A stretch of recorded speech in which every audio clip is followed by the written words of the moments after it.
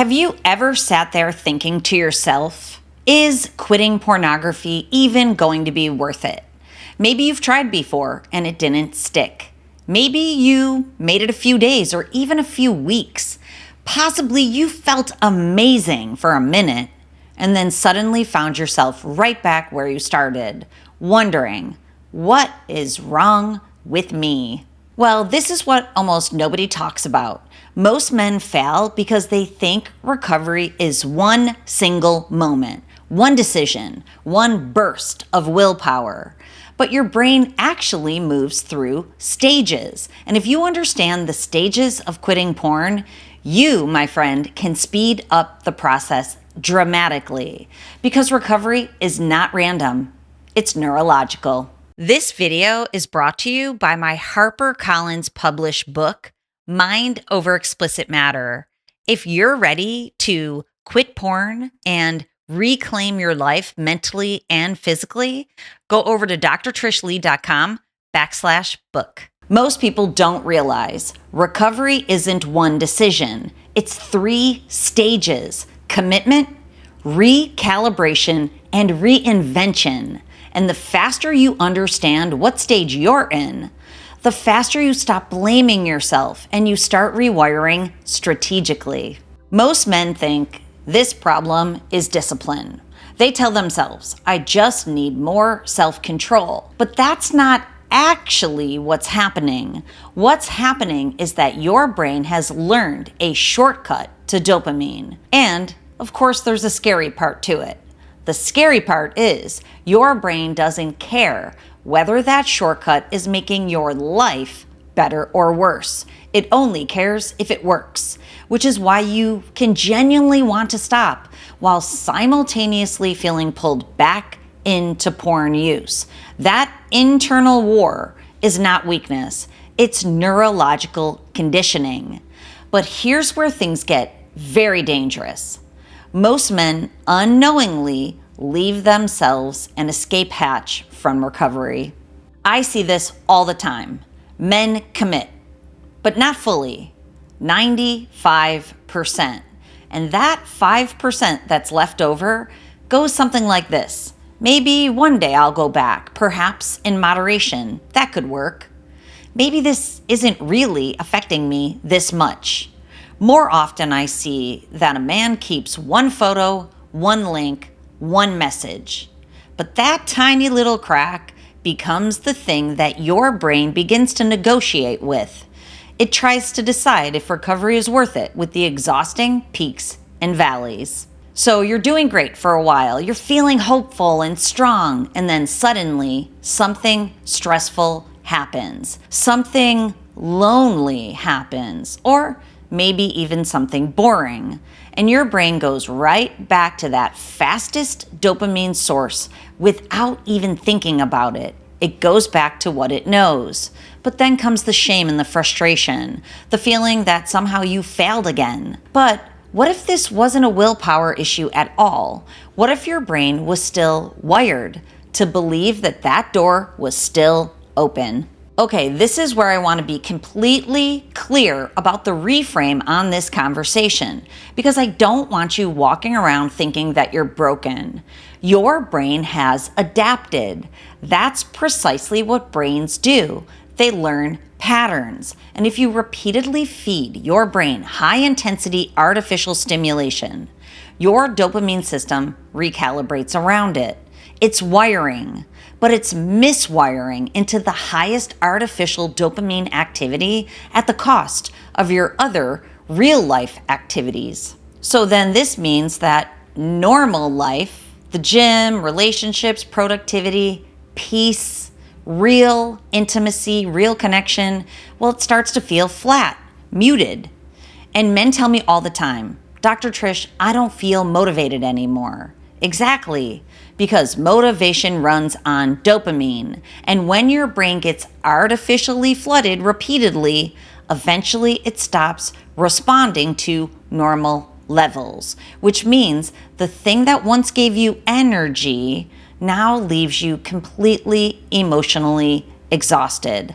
That is the hijack. Okay, so let's talk about what's actually happening in your brain, because this is the first recovery stage that almost nobody explains. Most men think they're struggling with willpower, but really what is happening is something much deeper. It's something that I call the miswired seeking loop. Your brain gets trained into seeking through 3 A's: attention, anxiety, and arousal.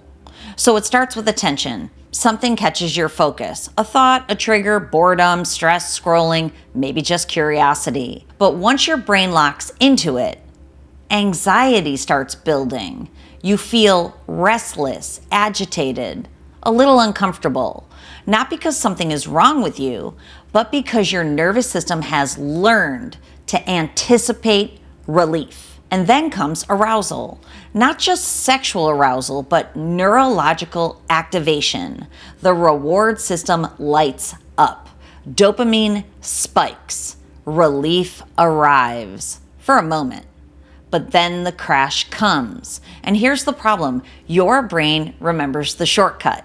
So the next time stress hits, the cycle starts again. Attention, anxiety, arousal. Now, if it happens over and over, it becomes automatic, which is why stage 1, commitment, matters more than people realize. Because commitment is the moment you stop negotiating with that loop. Think about getting in shape. Nobody accidentally becomes strong. You decide. Then you build systems around that very decision. You change your environment. You get accountability. You stop waiting to feel ready. Recovery works the exact same way. The men who recover fastest stop saying, "I'll try," and they start saying, "I'm done." Not someday, but right now. And here's the part that nobody expects.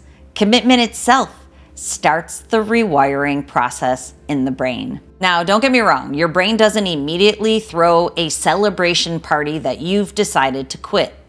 Sometimes it pushes back. And science actually helps explain why. There was a fascinating brain imaging study published in the Journal of JAMA Psychiatry, where researchers scanned the brains of men who regularly consumed pornography.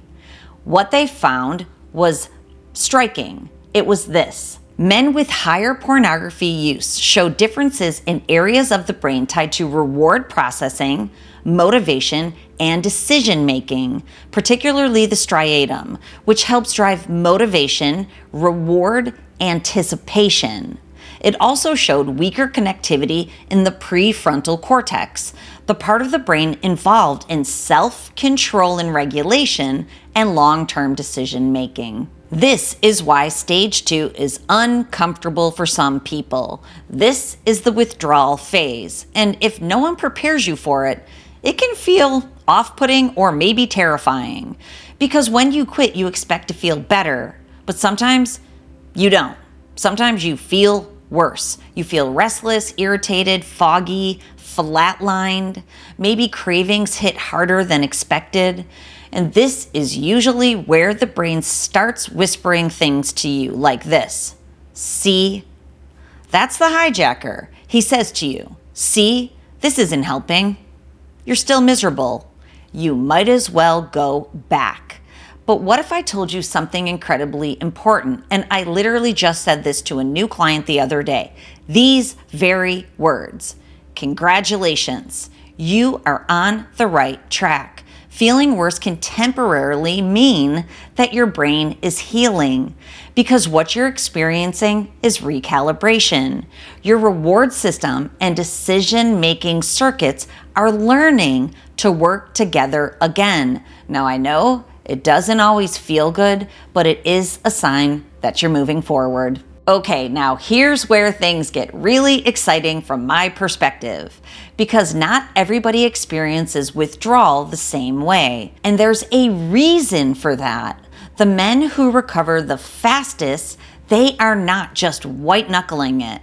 They're rewiring their brains aggressively. They're exercising, regulating stress, getting sunlight, fixing their sleep through routines, training their brains with technology, rebuilding dopamine naturally, and creating accountability with emotionally intelligent people in their life or professionals who know the journey ahead. They learn what triggers them.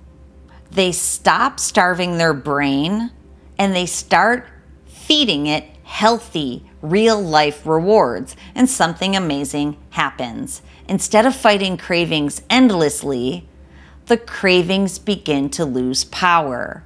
I had one client who asked me this. This is a true story. When will withdrawal start? And I laughed because it had ended before it started for him. I said to him, "You've already moved through the hardest part. It was faster than you expected." Why? Because he rewired faster than the old pattern could keep up before it could fight back. And before you know it, something happens that almost every man remembers forever.